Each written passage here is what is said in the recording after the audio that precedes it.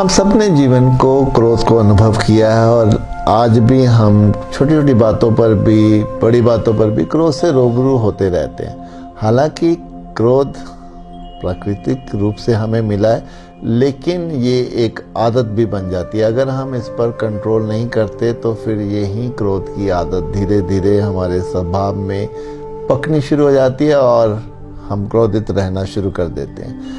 क्रोध फिर हमारे स्वभाव, व्यवहार, वाणी, हमारे चेहरे तक से झलकना शुरू हो जाता है।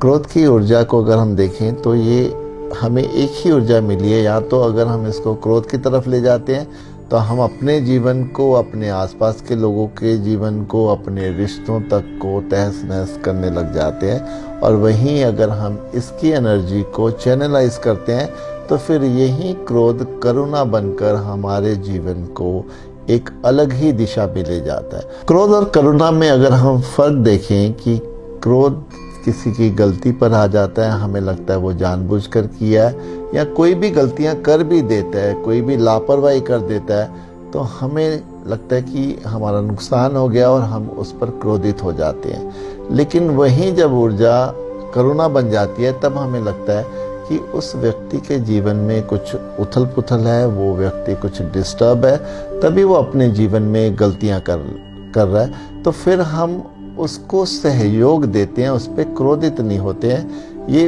क्रोध की ऊर्जा ही है जो करुणा की ऊर्जा में अपना ये रूप लेकर आ जाती है।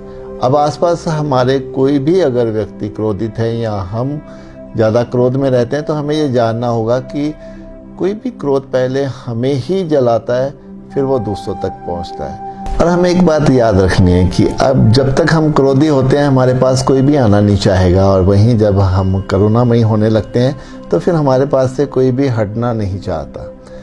अगर हम में क्रोध की ऊर्जा है, ये हमारे लिए बहुत एक प्लस पॉइंट है, लेकिन इस ऊर्जा को हम एक्सरसाइज से, वॉकिंग से, रनिंग से, मेडिटेशन से, नॉलेज से चैनलाइज कर सकते हैं।